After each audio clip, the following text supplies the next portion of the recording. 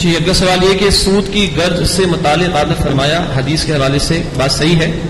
اس سے بچنا تو ہمارے اختیار میں نہیں، تو اس حوالے سے ہم گناہ کے کس درجے میں آئیں گے؟ وہ گناہ تو ہے لیکن اس کا کفارہ کیا ہوگا؟ ہم اگر گندم میں نے کھائی اور میرے اندر سود کا غبار چلا گیا، اب اس کا کفارہ کیا ہوگا؟ جو مجھے توانائی حاصل ہو گندم کھانے سے اسے میں صرف کروں اللہ کے دین کو قائم کرنے کی جدوجہد کے لیے، تو یہ کفارہ ہو جائے گا۔ اقامت دین کی جدوجہد جو ہے وہ اس سود کا کفارہ ہو جائے گا جو سود ہمارے اختیار کے بغیر،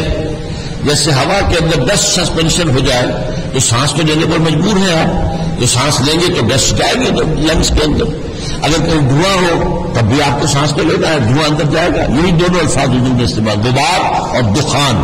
دھواں یا غبار ضرور جائے گا، تو اس کا جو ہے صفائی اندر کریں۔ اگر کنویں کے اندر کتا جو ہے مر گیا ہے تو اسے نکالتے ہیں کہ نہیں، اور اس کے ڈول نکال، تو اپنے اندر کو صاف کرنے کے لیے وہ جدوجہد جو آپ کریں گے، قوت لگائیں گے، جان و مال کھپائیں گے انقلاب لانے کے لیے، وہ اس کا کفارہ ہو جائے گا۔